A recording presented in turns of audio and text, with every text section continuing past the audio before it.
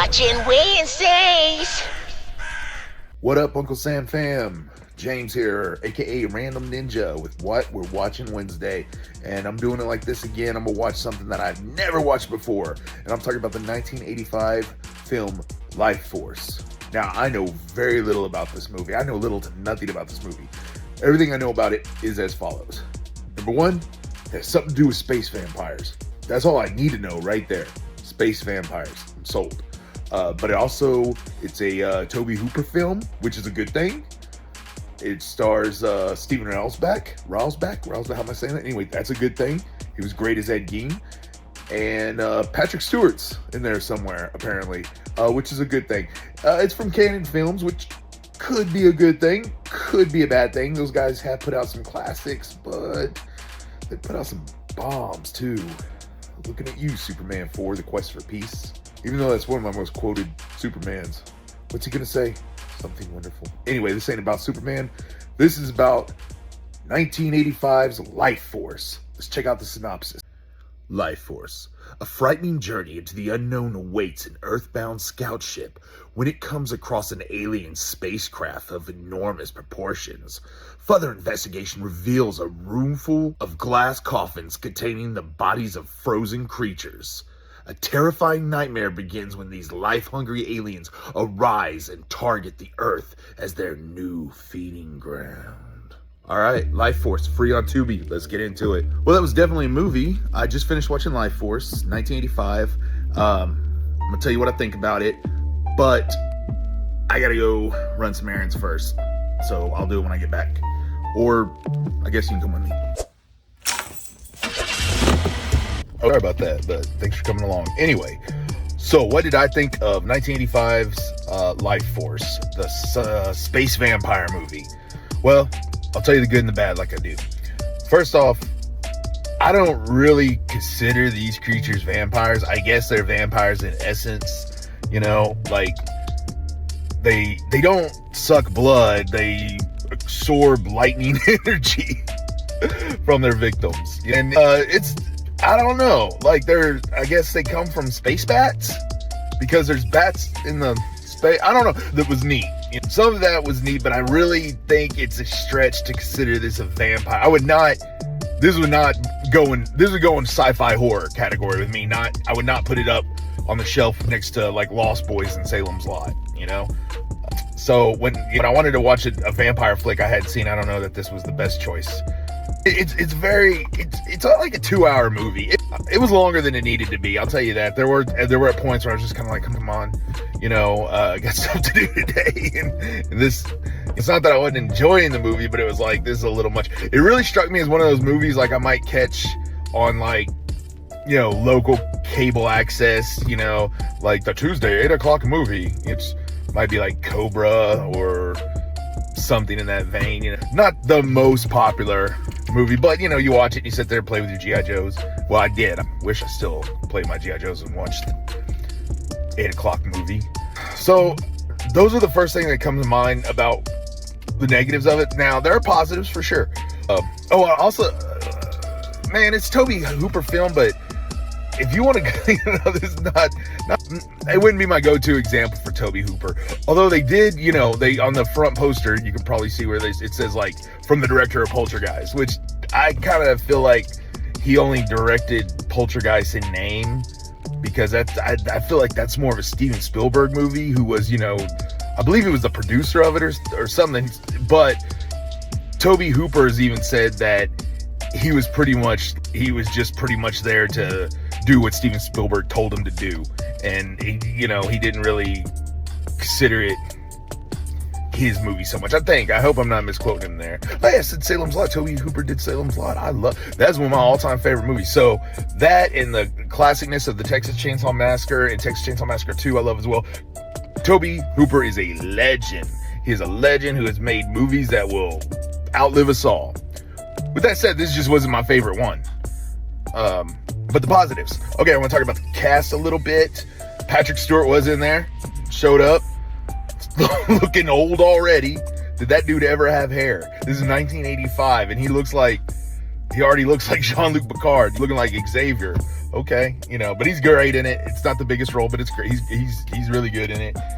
Steven Railsback is, he's good in the lead. There were times, and this kind of stretches back to the negative, there were times I feel like there was another movie. There's almost like two movies, and one they cut up into clips and just shoved it in there. And that's more in the vein of Alien. It reminded me of like the original Alien, but with this weird space vampire mind manipulating thing going on that they really didn't go into. I really feel like there's two movies here, but they kind of just combined it into one.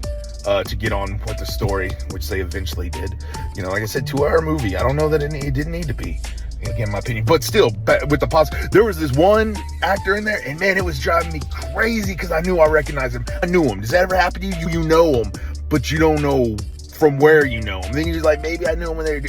The guy was Deltoid, Mr. Deltoid from A Clockwork Orange. Let's see. I want to talk about the young lady that played the space vampire.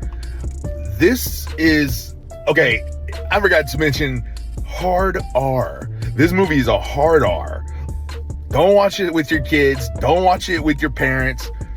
Don't watch it. No, I'm just kidding. Within 15 minutes, there's full frontal nudity coming from the main actor. She's completely naked, and she's naked for a bit of the film. You could tell that this actor, she was very comfortable being naked. It just comes through that she was very comfortable being naked. I wish I would have found this movie whenever I was like 15 or 16 because I appreciated stuff like that a lot more. I'm a boring family dude, but regardless. So she does that well, and then also with the positives, oh man, had some cool special effects, some very 80s, a little on the cheese side, but if you appreciate that kind of thing, for sure it was there. The horror aspect really didn't seem to kick into me full blown until sometime in the third act. And by the third act, there's like pandemonium going on in the climax, and I don't know, there's I guess zombies? There's zombies? I might have missed how that came into play. But yeah, there were zombies in the space vampire that's really a vampire. Anyway, that's 1985's Lifeforce. Thanks for watching, and that's that. Hey guys, welcome to another What We're Watching Wednesday. It's me, it's Unkle Sam, and today I'm going to be sharing with you a new series that just came out on Netflix. It's called Three Body Problem. The Netflix adaptation came out March 21st of 2024. So the first season is 8 episodes, and I literally just finished it last night. It was so intriguing. The first couple of episodes, they move pretty fast, and it kind of can be a little confusing if you're not paying attention. So even whenever I miss something, though, I really had to go back and check it out. I really didn't want to miss any of this story, and I don't think you're going to want to miss any of this story. Let's see. I had no prior knowledge of the book series before watching it. I didn't know anything about it. So I'm interested to see how this goes. Apparently, there's several books in the series. I hope that they space it out correctly, and hopefully they're not just rushing through things. I wouldn't know because I haven't read the book. So, is it a video game or is it reality? Are there aliens? Maybe. The story starts in China in the 1960s, leading us up to present day, where a group of scientists come together with a secret world agency and a detective to help mankind deal with the looming threat to the planet in the form of an alien AI. You will want to binge this, but I'm warning you, try to space it out. I did enjoy it. I went through it in 2 days. I wish I would have taken a little bit more time with it. I'm going to go back and watch it. The truth is, it has a really great cast, and these are some really good stories told by some really good actors. Stars Jovan Adepo as Saul. He also played in the Watchmen TV series, and he also played in the Tom Clancy's Jack Ryan on Amazon Prime. Liam Cunningham, who he plays as Wade. You may know him from Game of Thrones as Davos Seaworth. Sir Davos. Sir Davos was cool. Speaking of Game of Thrones, you also have John Bradley, aka Mr. Sam Turley. He plays in this as Jack Rooney, the millionaire eccentric. It's around a group of friends that are mostly all like physicists. They're all scientists, and they all take slightly different paths from their academics. One's a professor, a couple of them are entrepreneurs. So that's your main core group of people, is this group of friends. And among those is the beautiful Eiza Gonzalez. She plays Augie. You may know her from Godzilla vs. Kong. She also played in the Fast and Furious Presents Hobbs and Shaw. Jess Hong, didn't really know her. She plays Jen Chang. She's a great character, and I'm enjoying her performance very much. Pretty complicated story with her. I'm going to go ahead and jump to my favorite part of this is Benedict Wong. He plays Dashi. He's the detective in this who's helping this group of people. You may recognize Wong from a few of those like real, small, what are they called? Marvel movies, like Doctor Strange and Infinity War, things like that. He played as, you guessed it, Wong. He also played in Marco Polo, Electric Dreams, Kiss Bang Bang. His credited list goes on and on and on. I really, really like him. He kind of steals the show as Wong whenever he appears in Doctor Strange. They work so well together. He's just a lot of fun to watch.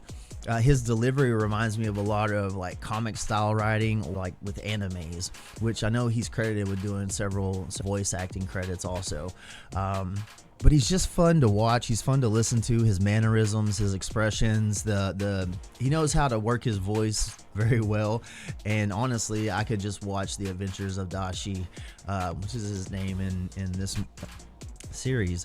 So do yourself a favor, if you got a Netflix account. This is rated TV MA.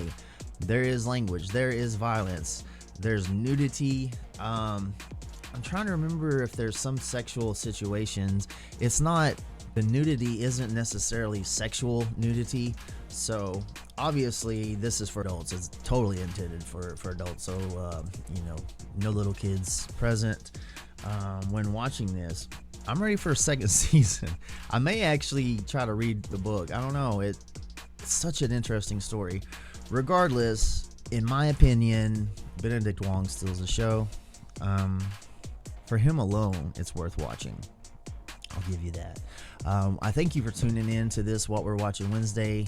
Love you, peace, and we'll see you Friday for Funko Fridays.